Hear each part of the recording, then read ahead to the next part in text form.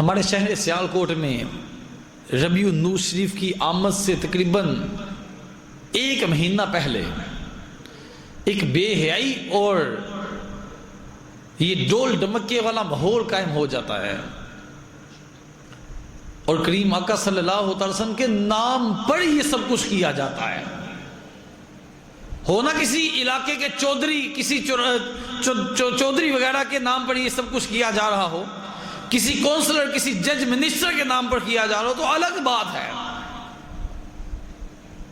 یہ کیوں ہوتا ہے کہ آمد مصطفیٰ ہے، اس لیے بینڈ کی تیاری کی جا رہی ہے۔ عقل نہیں کام کرتی کہ 3500 روپے یا 3300 روپے انٹری فیس ہے۔ ارے انٹری فیس میں کریں گے کیا؟ انٹری فیس میں یہ کریں گے کہ تمہیں ہم اچھے بھلے نوجوان کو بلا کر پہلے کنجریوں کی طرح روڈ پر نچائیں گے پورا مہینہ، اور ساتھ تجھے جہنم کا ٹکٹ بھی دیں گے، اور رسول اللہ کا گستاخ اور بے ادب بھی بنائیں گے کہ نبی نے یہ کہا کہ مجھے ڈول اور بانسری توڑنے کا حکم دیا گیا ہے، ہم تجھے یہ طریقہ دیں گے تم ڈول بجا کر لوگوں کو کہو دیکھو میں کریم آقا کا میلاد بنا رہا ہوں۔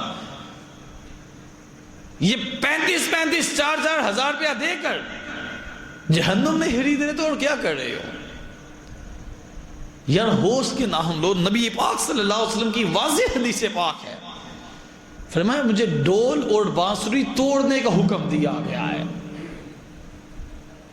یہ کیسے ہو سکتا ہے رسول اللہ صلی اللہ علیہ وسلم اس سے راضی ہو جائیں؟